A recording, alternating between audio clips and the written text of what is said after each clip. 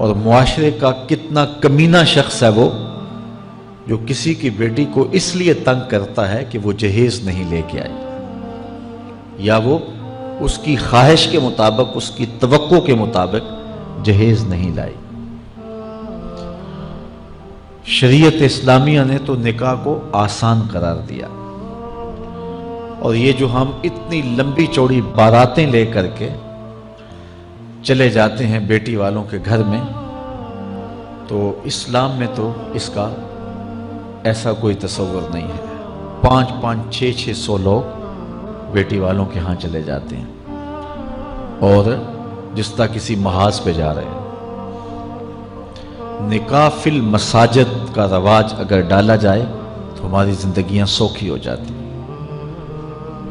یہ جو مروج سلسلہ ہے، اس سے غریب لوگ تو پریشان ہیں ہی، امیر لوگ بھی سکھ میں نہیں ہیں۔ آج 1 کروڑ روپیہ شادی پہ خرچ آ رہا ہے، اور جس کی 4 بیٹیاں ہیں وہ ساری زندگی اسی کام میں ہی لگا رہتا ہے۔ اور غریبوں کی زندگی تو اجیرن ہے۔ غریب کی بیٹیاں سگڑ ہیں، سمجھدار ہیں، سنجیدہ و متین ہیں، پڑھی لکھی ہیں، خوبصورت ہیں، لیکن ان کے رشتے قبول اس لیے نہیں کیے جا رہے کہ ان کے پاس دینے کے لیے کچھ نہیں ہے۔ اور اب ایک سلسلہ چلا جہیز فنڈ کا اور اجتماعی شادیوں کا، تو شاید کسی کے لیے اس میں تسکین ہو، لیکن میں تو ایک مرتبہ ایسی تقریب میں گیا ہوں تو دکھی ہو کے آیا ہوں۔ ہر شخص کا اپنا مزاج ہوتا ہے، مختلف تنظیمات، مختلف لوگ غریب بچیوں کی اجتماعی شادیاں کر رہے ہیں، تو میں ایک تقریب میں مجھے کھینچ کے کچھ لوگ لے گئے۔ میں نے کہا مجھے تجربہ تو نہیں ہے، لیکن مجھے لگتا ہے کہ میرے لیے تکلیف کا سامان ہوگا، اور دوست جس مقصد کے لیے مجھے لے کے جا رہے ہیں تو ان کا مقصد بھی پورا نہیں ہوگا۔ ایسا ہی ہوا، ایک ہال میں 15 سے 20 بچیاں تھیں، اور دوسری جانب 15 سے 20 بچے تھے، اور ان کے مہمان، ان کا ہجوم تھا، اور اسٹیج کے اوپر جو کرسیاں لگی تھیں ان پر مخیر حضرات بیٹھے ہوئے تھے جنہوں نے سرمایہ لگایا اور جہیز فنڈ دیے، اور تنظیم کے لوگ آ کے اپنی کارکردگی بیان کر رہے تھے۔ تو آخر میں انہوں نے مجھے کہا کہ ہم آپ سے کچھ سننا چاہتے ہیں، تو میں نے بیٹھے بیٹھے کہا کہ میں دعا کر دیتا ہوں، لیکن ان کا اصرار بڑھا، تو میں نے مائک پہ آ کے کہا کہ انسان کی زندگی میں 3 موقع ہوتے ہیں جس دن وہ مہمان خصوصی ہوتا ہے، اور سب لوگوں کی نظر اسی کے چہرے پہ ہوتی ہے۔ ایک جب وہ پیدا ہوتا ہے تو کالا کلوٹا بھی ہو تو ساری بستی اس کا منہ دیکھنے آتی ہے، اور اسے بہنیں چاند کہہ کے پکارتی ہیں، چاہے اس کا رنگ گہرا سیاہ کیوں نہ ہو۔ دوسرا موقع انسان پر اس وقت آتا ہے جب وہ دولہا بنتا ہے، تو سارے لوگ اسی کو دیکھتے ہیں، اور وہ نگاہوں کا مرکز ہوتا ہے، اور چیف گیسٹ وہی ہوتا ہے۔ اور تیسرا وقت اس کے اوپر تب آتا ہے جب وہ چٹا لٹھے کا لباس پہنتا ہے، تو سارا شہر اس کا منہ دیکھنے آتا ہے۔ تو میں نے کہا ان غریب لوگوں سے آج تم نے یہ حق بھی چھین لیا۔ آج مخیر حضرات کو اوپر بٹھایا اور ان کو نیچے بٹھایا ہوا ہے، اس لیے کہ یہ غریب ہیں، اور کسی کے چہرے کے اوپر میں نے کہا خوشی کے آثار نہیں نظر آ رہے، اداسیاں ہیں، اور اتنے لوگوں کو ان کی غربت کا گواہ بنا رہے۔ ایک دم سکوت طاری ہو گیا حال پر، چونکہ مجھ سے وہ کچھ ایسی باتیں سننا چاہ رہے تھے جس سے ان کو داد ملتی۔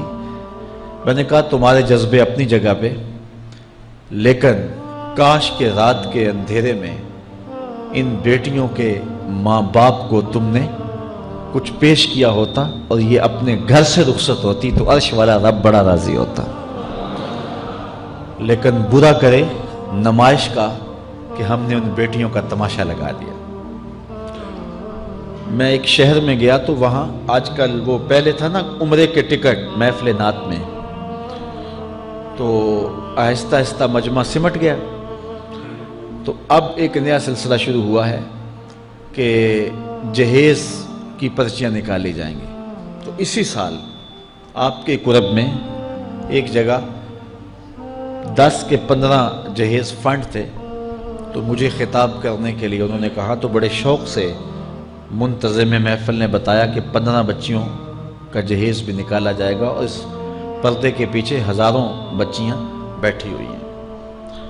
تو میں نے اپنی گفتگو میں کہا کہ یہ ظلم نہ کرو، یہ زیادتی نہ کرو، تمہارے پاس 100 لوگوں کا کھانا ہے تو 500 لوگوں کو نہ بلاؤ کہ تم قرعہ اندازی کر کے 100 آدمیوں کو کھانا دے دو اور 400 آدمیوں کو کہو کہ تمہارا نام نہیں نکلا۔ تمہارے پاس 100 کا کھانا ہے تو 100 کو ہی پردے سے بلاؤ اور ان کو کھانا کھلا دو۔ میں نے کہا 10,000 بیٹیاں اس پردے کے پیچھے بیٹھی ہیں آپ کے بقول، اور آپ ان میں سے چند کو قرعہ اندازی کے ذریعے جہیز فنڈ دے رہے ہیں۔ ہر پرچی پہ 10,000 بیٹی کا دل دھڑکے گا کہ شاید میرے مقدر جاگ پڑے اور غموں کی سیاہ رات ختم ہو گئی، لیکن جب آخری پرچی کے بعد اعلان کیا جائے گا کہ قرعہ اندازی مکمل ہو گئی، تو کتنی بیٹیاں گھروں میں جب واپس جا رہی ہوں گی تو تم نہیں جانتے ان کے قدم کتنے بوجھل ہوں گے، اور رسول اللہ کا میلاد ہو اور بیٹیاں آنسو بہاتی ہوئی جائیں۔ تو میں نے کہا تم خوشیاں خریدنے لگے تھے، غم خرید لیے تم نے، خوشیاں بانٹنے لگے تھے، غم بانٹ لیے تم نے۔ تو یہ زیادتی نہ کرو، یہ جو رواج پڑ رہا ہے یہ اپنی نمائش کے لیے، خدا را آگے تم نے عمرے کے ٹکٹ بانٹے، بہت کچھ کیا لوگوں کو اکٹھا کرنے کے لیے، اور کیا کیا رنگ اپنائے گئے۔ میں نے کہا وہ اچھا تھا، چلو مجھے اس پر بھی بات ہے، لیکن چلو میں نہیں کرتا، لیکن یہ ظلم نہ کیا جائے کہ محافلات میں مجمع اکٹھا کرنے کے لیے جو ہے وہ غریبوں کی بچیاں بلا کر کے تو 10 کو آپ دے کے باقیوں کو کہیں کہ معذرت ہمارے پاس اتنا ہی تھا۔ تو آپ کے پاس 100 کا کھانا ہے، 100 کا پانی ہے، تو 500 پیاسوں کو نہ بلائیں، 500 بھوکوں کو نہ بلائیں، 100 کو ہی بلا کر کے پردے سے جو ہے وہ ان کی مدد کریں۔ تو میں یہ کہتا ہوں کہ ہم جہیز فنڈ دینے کی بجائے، یہ جب تک یہ حالات ختم نہیں ہوتے، میں خفیہ طور پہ یہ بھی کرنا چاہیے، لیکن ساری قوم ادھر لگ گئی ہے، تو اس کی بجائے ہمارے علماء کو، ذمہ دار کو، یہ مختلف چینلز کے اوپر یہ جو ٹاکنگ ہوتی ہے اس پہ گفتگو ہونی چاہیے کہ اس رسم کو ختم کیا جائے اور معاشرے کی تربیت کی جائے کہ بیٹیوں کا رشتہ اس لیے قبول کیا جائے کہ وہ دیندار ہیں، وہ پردے دار ہیں، وہ سگڑ ہیں، وہ پڑھی لکھی ہیں اور ان کے اخلاق اچھے ہیں، یہ معیار بنایا جائے، دولت کو معیار نہ بنایا جائے۔ اس طرح معاشرے پس جائیں گے اور معاشرے کے پلے کچھ بھی نہیں بچے گا۔ اور آج اندازہ نہیں ہے ہم کو کہ جس کی بیٹیاں گھر کی دہلیز پہ جوان ہے اس کی زندگی کتنی کٹھن گزر رہی ہے۔ کوٹھے تے چڑھ ویخ فریدا تے گھر کر بلدی اگ، میں جاتا دل دکھی میرا پر دکھی سارا جگ۔ تو پورا معاشرہ اس وقت اس اذیت سے، اس کڑن سے گزر رہا ہے کہ بیٹیاں جوان ہیں اور رشتے نہیں مل رہے، اور پھر اگر رشتے مل رہے ہیں تو بیٹے والوں کے نخرے ہی بڑے عجیب ہیں، اور پھر جس طرح وہ بیٹیوں کو، غریبوں کی بیٹیوں کو لونڈیاں بنا کے اپنے گھروں میں رکھتے ہیں، تو یہ ایک الگ درد کی اور دکھ کی کہانی ہے۔ میرے پاس لوگ آتے ہیں، دعا کیجئے، کاروبار نہیں ہے، معاشی بحران ہے، مالی پریشانیاں ہیں، بچے کے امتحان سر پہ ہیں، بہت سارے مسائل لے کر لوگ آتے ہیں، لیکن کوئی نہیں، لوگ حوصلے سے مصائب کا مقابلہ کرتے ہیں، کاٹتے ہیں۔ لیکن کچھ لوگ آتے ہیں دعا کے لیے تو بات کرتے ہی آنکھیں چھلکنے لگتی ہیں اور میرا دل بھی قابو میں نہیں رہتا۔ لوگ کہتے ہیں کہ حضرت دعا کرو، بیٹی سسرال میں دکھی ہے، اللہ سکھ دے دے۔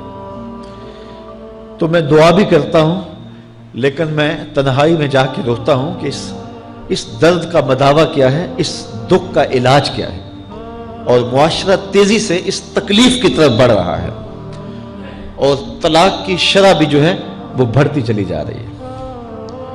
میرے پاس ایک دن ایک صاحب آئے، ساتھ ان کی بیوی تھی، اور میں انہیں جانتا ہوں، عزت دار لوگ تھے۔ تو انہوں نے کہا کہ ہم آپ سے کوئی تنہائی میں بات کرنا چاہتے ہیں۔ تو ان کے اپنے عزیز تھے، بیٹیاں اس شخص کی زیادہ ہیں، اپنے عزیزوں میں شادی کر دی۔ تو اس وقت انہوں نے طے کر لیا کہ کوئی بات نہیں، ہم جہیز نہیں لیتے۔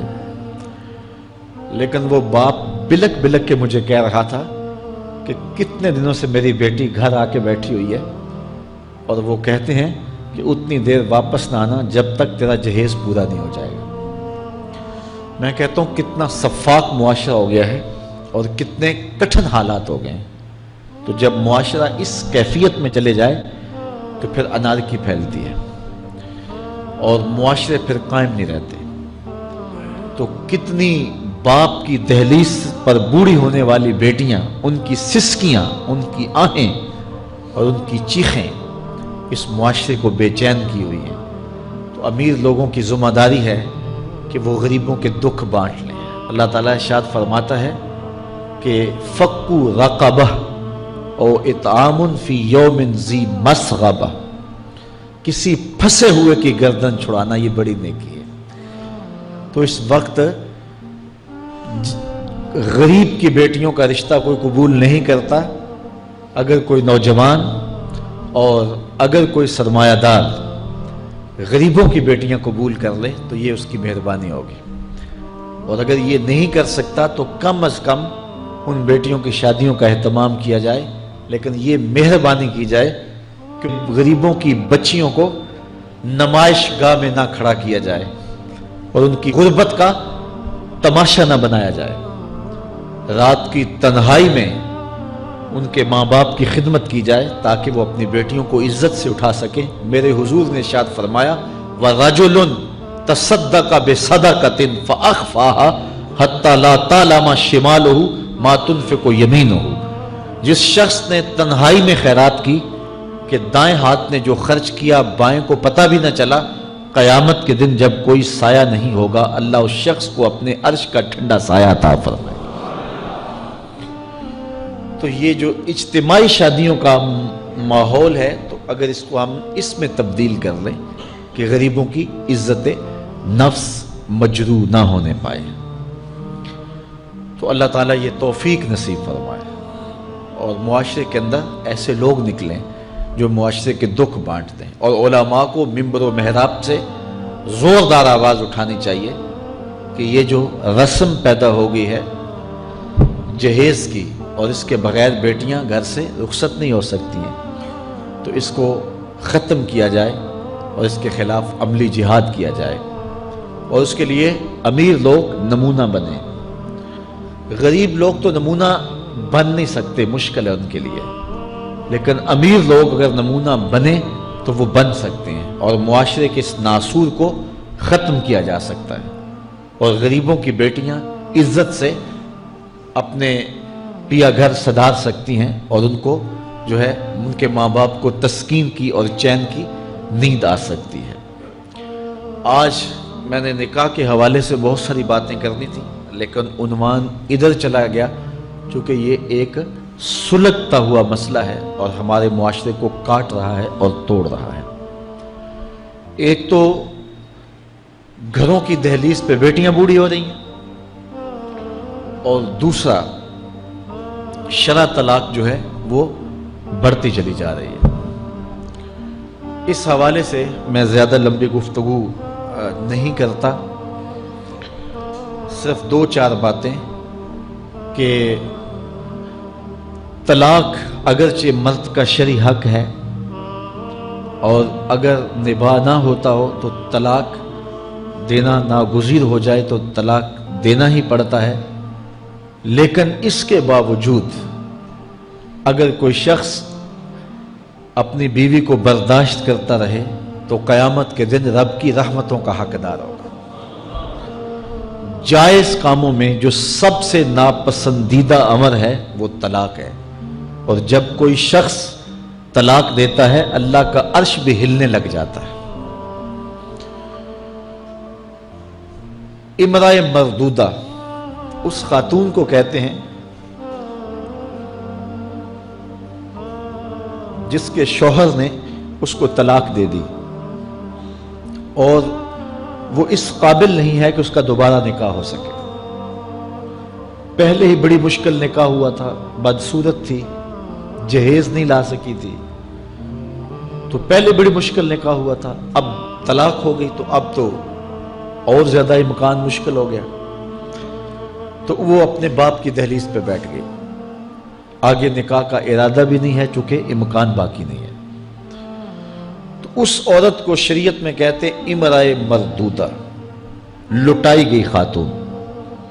حدیث میں آتا ہے کہ کل اس خاتون کے باپ کو اس کے گناہوں کی وجہ سے جہنم کا حکم ہوگا، تو یہ جہنم اور اپنے باپ کے درمیان آڑ بن کے کھڑی ہو جائے گی اور رب سے بحث کرے گی کہ میرے مالک تو نہ مجھے عقل دی نہ تو نے مجھے شکل دی. سسرال نے قبول نہ کیا اور خامن نے دھتکار دیا. یہ ایک بوڑھا باپ ہی تھا جو مزدوریاں کر کر کے میرا پیٹ پالتا رہا، اس کے بڑے گناہ ہوں گے لیکن مالک میں تو اس کو جہنم میں نہیں جانے دوں گی. اللہ سے لڑائی کرے گی، بحث کرے گی، اللہ اکبر، الجھاؤ پیدا کر دے گی. حدیث میں آتا ہے اللہ اس خاتون کی سفارش مان کے اس کے بوڑھے باپ کو جنت عطا فرما دے گی. اگر طلاق دینا ناگزیر ہو جائے، بہت ضروری ہو جائے طلاق دینا اور اس کے بغیر کوئی دوسرا راستہ نظر نہیں آ رہا، تو پھر بھی 3 طلاقیں اکٹھی نہ دیں. ایک طلاق دے دیں، اور ایک طلاق دینے کا فائدہ یہ ہوگا کہ 3 مہینے کے بعد عورت فارغ ہے، آگے نکاح کرنا چاہے تو کر سکتی ہے. لیکن اگر 3 ماہ کے بعد، 4 ماہ کے بعد، سال کے بعد، 2 سال کے بعد اس نے آگے نکاح نہیں کیا تو دوبارہ ان کا پروگرام نکاح کا ہو جاتا ہے، تو پھر واپس آنا آسان ہوتا ہے. تو لوگ یک مشت 3 طلاقیں دے دیتے ہیں اور پھر مسئلہ پوچھتے ہیں. تو چونکہ ہمارے یہاں کثرت احناف کی ہے اور واضح احکام جو شریعت کے ہیں وہ 3 اکٹھی طلاقیں اگرچہ ناپسند ہیں لیکن 3 طلاقیں اکٹھی 3 ہی ہو جاتی ہیں. تو پھر اس کے بعد اپنا مسلک بدلنے کی کوشش کرتے ہیں، یا جو ہے وہ ایسے لوگوں سے فتویٰ دیتے ہیں جن کا یہ فتویٰ نہیں ہے اور ایک عجیب الجھن میں مبتلا ہو جاتے ہیں. اس لیے اگر ناگزیر ہو جائے طلاق دینا تو پھر بھی 1 طلاق دینی چاہیے. جو 3 طلاقوں سے حاصل ہوگا، عورت سے الگ ہونا، وہ 1 طلاق سے ہی حاصل ہوگا. اور 1 طلاق بھی طہر کی حالت میں دینا چاہیے، عالم حیض میں نہیں، چونکہ ان دنوں کے اندر مرد کا رجحان عورت کی طرف زیادہ ہوتا ہے. اس لیے شریعت نے طہر میں طلاق دینے کا حکم دیا ہے اگر کوئی طلاق دینا چاہے. لیکن اگر کوئی حیض میں طلاق دے دے تو پھر بھی طلاق ہو جائے گی.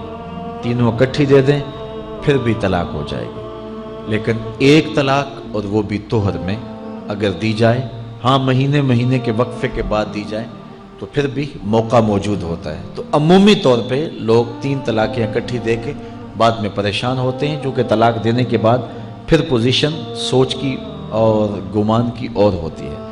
تو یہ ضروری باتیں تھیں. کار ما آخر شدو آخر ز ما کار نشد.